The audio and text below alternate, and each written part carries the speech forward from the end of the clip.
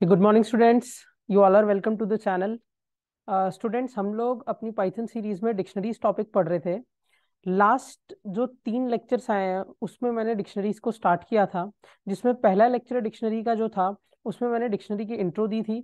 दूसरा लेक्चर जो था उसमें मैंने आपको ये बताया था कि आप एक डिक्शनरी से अगर इंडिविजुअल एलिमेंट को एक्सेस करना चाहते हो तो कैसे कर सकते हो। और तीसरे लेक्चर में मैंने आपको लिस्ट और डिक्शनरी का डिफरेंस बताया था। अब आज का जो टॉपिक होने वाला है उसमें मैं आपको ये सिखाऊंगा कि आप एक डिक्शनरी में यूजर के थ्रू कैसे इनपुट करा सकते हो। देखो, स्टैटिक डिक्शनरी बनाना बड़ा इजी है, मगर यूजर के थ्रू थोड़ा सा कोड कॉम्प्लिकेटेड हो जाता है। मैं बताऊंगा, प्रॉपर प्रोग्राम बनेगा। ठीक है स्टूडेंट्स। अब जिन स्टूडेंट्स ने लास्ट वीडियो मेरा नहीं देखा है जिसमें लिस्ट वर्सेस डिक्शनरी था, देखो, मैंने उस दिन जब लिस्ट और डिक्शनरी का डिफरेंस पढ़ाया था उस लेक्चर में भी एक बात बोली थी कि अगर आपको यूजर के थ्रू डिक्शनरी में इनपुट का कोड सीखना है तो आपको डिक्शनरी और लिस्ट में डिफरेंस पता होना बहुत जरूरी है। वरना यहाँ पे कोड में, हालांकि मैं आज की वीडियो में भी एक बार दोबारा उसे बता दूंगा, मगर स्टिल एक बार डिटेल आप लास्ट वीडियो को देख लो ताकि आज की वीडियो आपको पूरी तरीके से क्लियर हो जाए। ठीक है स्टूडेंट्स। और अगर स्टूडेंट्स आप लोगों को मेरी वीडियो अच्छी लगती है, मेरी पाइथन सीरीज आप लोगों को समझ आ रही है, तो प्लीज़ मेरे चैनल को सब्सक्राइब कर दो, अपने फ्रेंड्स में शेयर कर दिया करो वीडियोस को। और जितना ज़्यादा से ज़्यादा हो सके, जितना ज़्यादा से ज़्यादा हो सके, तो आप वीडियोस को लाइक और अपने फ्रेंड्स में शेयर कर दो ताकि वो लोग भी पाइथन को अच्छे से सीख सकें। ठीक है। अब चलते हैं हम लोग अपनी कोडिंग स्क्रीन की तरफ। आज का topic that is user input करना सीखेंगे हम एक डिक्शनरी में। ठीक। तो आज की सबसे पहले मैं हेडिंग डाल देता हूँ, दैट इज आज मैं ये सिखाऊंगा कि यूजर के थ्रू आप कैसे इनपुट करा सकते हो in a dictionary. User input in a dictionary. ठीक है। नेक्स्ट लेक्चर हमारा ट्रैवर्सल का आएगा। तो ट्रैवर्सल में आपकी आज भी वैसे कोडिंग का ही कंसेप्ट है, आज मैं आपको कोडिंग के थ्रू एंटर करना सिखाऊंगा एक डिक्शनरी। मगर नेक्स्ट लेक्चर से एंट्री और डिस्प्ले दोनों का कंसेप्ट शुरू हो जाएगा, मतलब प्रॉपर डिक्शनरी की कोडिंग स्टार्ट हो जाएगी। ठीक। तो यूजर इनपुट के लिए पहले मैं आपको बताता हूँ। देखो, इनपुट डिक्शनरी में 2 तरीके का होता है, एक स्टैटिक और एक डायनेमिक। जैसे कि आपको एक सवाल दिया जाता है जिसमें आपको बोला जाता है, भाई write a program to create a dictionary, to create a dictionary containing names of 5 5 मान लो कार्स, 5 कार्स का नाम रखना है आपको एज कीज। अब यहाँ पे जो कार का नाम है स्टूडेंट, वो कीज एज अ की आएगा। एंड देयर कंपनी, वो कौन सी कंपनी की है, उनका मैन्युफैक्चरर कौन है, एज वैल्यूज। ठीक है। तो यहाँ पे आपको क्वेश्चन में ये बोला गया कि एक डिक्शनरी बनाओ जिसमें कार का नाम एज अ की होगा और उनकी कंपनी एज अ वैल्यू होगी। और उसके बाद and then display the dictionary, उसके बाद आपको डिक्शनरी को सिंपली सिंपली डिस्प्ले करना है, द डिक्शनरी।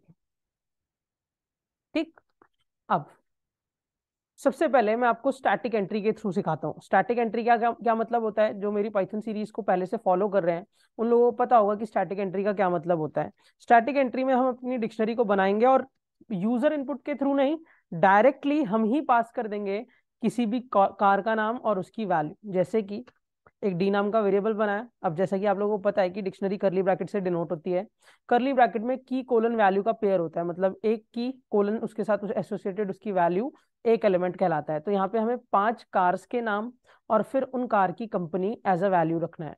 कार के नाम एज अ की है and company as a value है। तो मान लो मैं पहली कार का नाम रखता हूँ सिटी।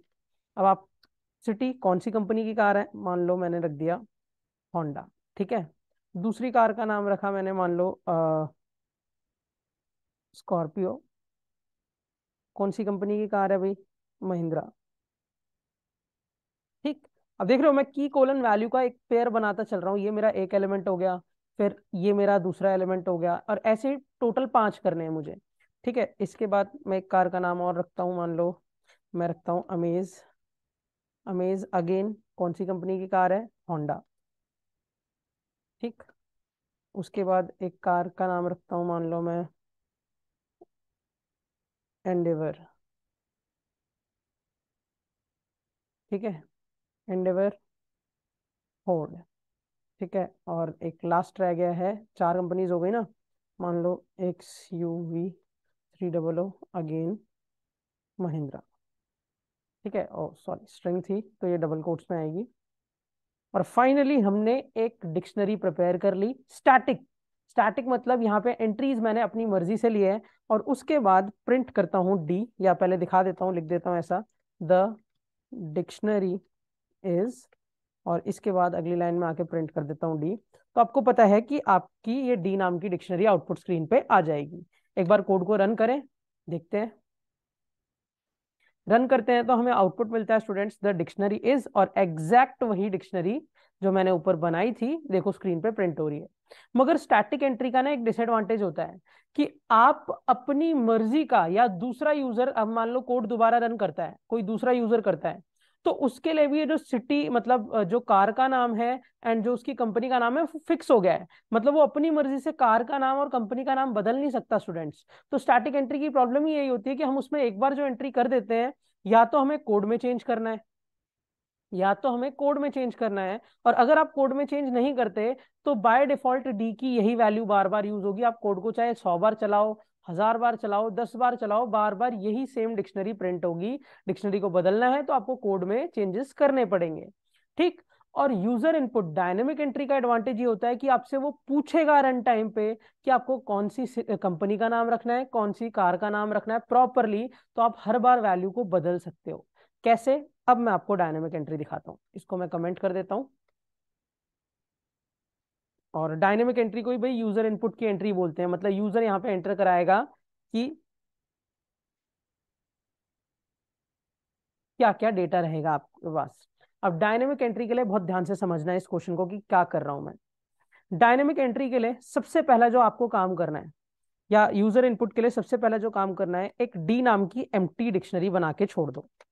डी नाम की हमने क्या बना ली, एक एम्प्टी डिक्शनरी। मैं यहाँ लिख भी देता हूँ कि एक एम्प्टी डिक्शनरी बना के छोड़ दी मैंने। अब उसके बाद क्वेश्चन ने हमें कितनी कार्स की डिटेल्स एंटर करने के लिए बोला था स्टूडेंट्स, कितनी कार की? देखो क्वेश्चन ने 5 कार्स की बोला था। तो आपको नहीं लगता कि सर या तो मैं 5 बार हर चीज का इनपुट कराऊं, या तो एक लूप चला दूं जिसमें 5 बार इनपुट हो रहा हूं? क्योंकि भाई देखा है ना, रिपीटिशन, जब किसी चीज की रिपीटिशन चला करनी होती है तो लूप की जरूरत होती है। तो मैं यहाँ पे एक लूप चला देता हूँ जो 5 टाइम्स चल रहा है। तो फॉर आई इन रेंज, और 1 से लेके 6 तक लिखूंगा, तभी ये 5 तक चलेगा। और ये बात जिसने लूप की वीडियो देखी है उसको पता होगा कि लूप कैसे चलता है पाइथन प्रोग्रामिंग का। अब मैंने 1 से लेके 6 तक लिख दिया, तो मतलब ये लूप 5 तक चलेगा। 5 तक चलने के बाद इस लूप के अंदर आके मैं लिखता हूँ CNAME। यहाँ पे CNAME का मतलब है कार नेम, अल्टीमेटली C_NAME, और इज इक्वल्स टू इनपुट, ये वेरिएबल है, C name for car name, enter the car name. अब क्योंकि ये स्टेटमेंट लूप के अंदर है और लूप 5 बार चल रहा है, तो मुझसे कार का नाम भी 5 बार एंटर कराया जाएगा। ठीक है।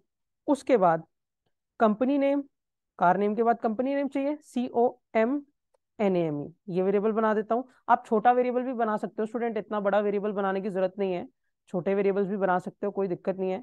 ठीक है। Input, enter the company name. अब कंपनी के 5 नेम पूछे जाएंगे। इसके बाद ये स्टेटमेंट है जो डिक्शनरी में एंट्री कराएगी। क्या? मैं लिखूंगा डी का, ध्यान से सुनना स्टूडेंट, डी का ये जो पहला वैल्यू यहाँ पे मैं डालूंगा वो मेरी एज अ की सेट हो जाती है, C_नेम। ठीक है। और इज इक्वल्स टू जो भी मैं इधर वेरिएबल डालूंगा वो एज अ वैल्यू सेट हो जाएगी, तो COM_नेम। अब अल्टीमेटली कहने का मतलब क्या है मेरा, भाई जब मान लो पहली बार लूप चला, उसने मुझसे पूछा एंटर द कार नेम, मैंने कार नेम में मान लो डाला XUV700, तो ये तो कार नेम सी नेम में स्टोर हो गया। और फिर मैंने यहाँ पे डाला एंटर द कंपनी नेम, मैंने डाला महिंद्रा। तो अब सिचुएशन क्या है? सिचुएशन ये है कि डिक्शनरी जो एम्प्टी पड़ी थी उसमें एक की बनानी है, दैट इज की क्या होगी, सी नेम। अब सी नेम क्या है भाई यहाँ पे, XUV700, तो वो तो की बन जाएगी। और इज इक्वल्स टू, मैंने आपको बताया ना, ये जो इधर दिया जाता है वो की का नाम होता है, और जो इधर दिया जाता है वो वैल्यू का नाम होता है। तो यहाँ पे जो कॉम नेम है वो क्या बनेगा, वैल्यू, मतलब जो आपकी एम्प्टी डिक्शनरी थी ऊपर, वो डिक्शनरी अल्टीमेटली वो डिक्शनरी अल्टीमेटली क्या बन जाएगी, उसमें की जो होगा वो सी नेम बनेगा, और सी नेम में आपने XUV700 एंटर कराया है, और दूसरी चीज जो उसमें कॉम नेम होगा वो महिंद्रा बनेगा, दैट इज उसकी वैल्यू, क्योंकि आपने यहाँ पे कॉम नेम भेजा है। और अब एक एलिमेंट की एंट्री हो गई।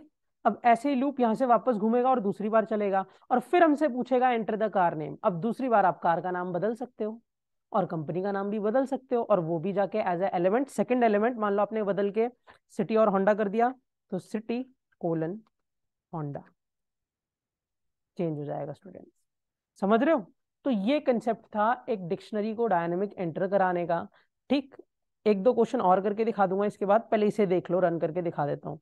और प्रिंट इसके बाद आके हम लिख देते हैं द डिक्शनरी इज, और फिर print D.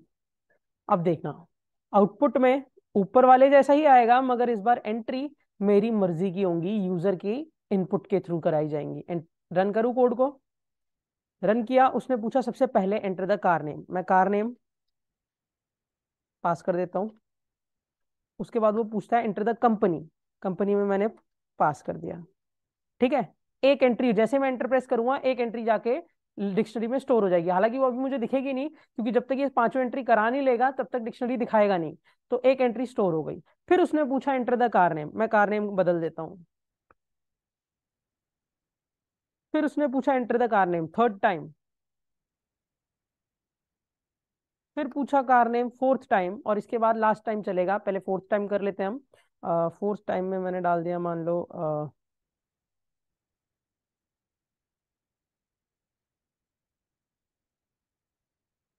Fifth time, that is last time.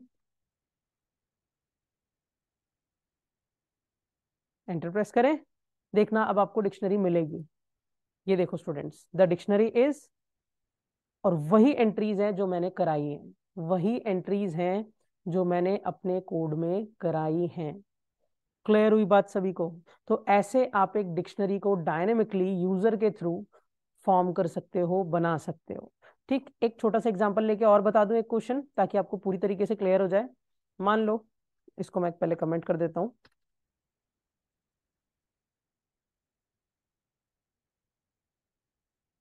ठीक है, मान लो आपको क्वेश्चन ये दिया जाता है, वैप to create a dictionary containing names of. अब यहाँ पे फिक्स नंबर की जगह ना मैं एन मंथ्स ले लेता हूँ, एन मंथ्स। मतलब यहाँ पे यूजर एंटर कराएगा एन मंथ्स के name, dictionary containing names of n months. मतलब यूजर इनपुट कराएगा कि कितने मंथ्स के नेम हमें चाहिए as keys, and their number of days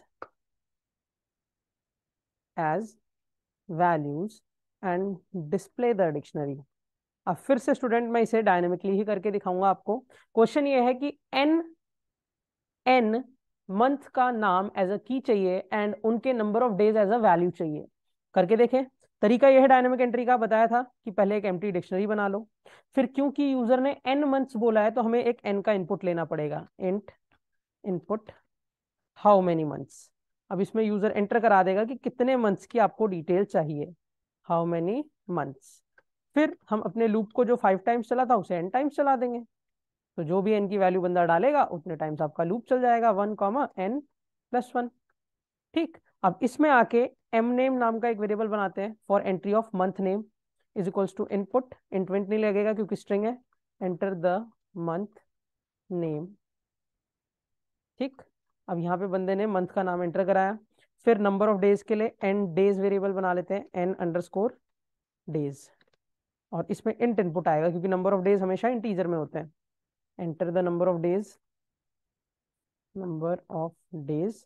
अब सिंपली करना क्या है स्टूडेंट्स, जो आपकी डी नाम की डिक्शनरी है उसकी की में जो रखना है उसको पहले भेज दो, दैट इज m_name, ये की में जाएगा, इज इक्वल्स टू उसके n_days एज अ वैल्यू जाएंगे। और फिर लूप से बाहर निकलो, प्रिंट कर दो द डिक्शनरी इज,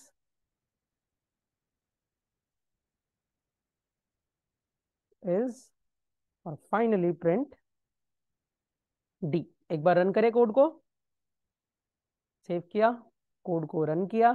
ये पूछेगा पहले मुझे हाउ मेनी मंथ्स, मैं यहाँ पे 7 डाल दूँ, 7 मंथ की एंट्री करते हैं। वो सबसे पहले मंथ का नाम पूछता है, मैं डालता हूँ फेब। फेब में कितने डेज होते हैं स्टूडेंट्स? 28, डाल दिया।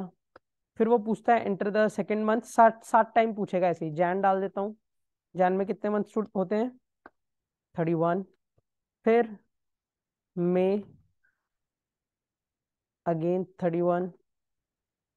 फिर जुलाई, अगेन 31। सितंबर 30, and OCT October 31, and last seventh one, that is November, it's 30। नवंबर की एंट्री थोड़ी गलत होगी, स्लैश लग गया, मगर वो भी स्लैश लगा देगा। ठीक है, एंटर प्रेस करते हैं। द डिक्शनरीज, आप चेक कर सकते हो कि उसने दिखा दिया हमें, डिक्शनरी हमारी ये है। तो होप सभी को आज की वीडियो क्लियर हुई कि कैसे हम एक डिक्शनरी की डायनेमिक एंट्री कर सकते हैं, मतलब यूजर के थ्रू इनपुट करा सकते हैं। ठीक है स्टूडेंट्स, आज के लिए इतना ही। Till then keep watching, keep learning. Thank you, have a nice day everyone.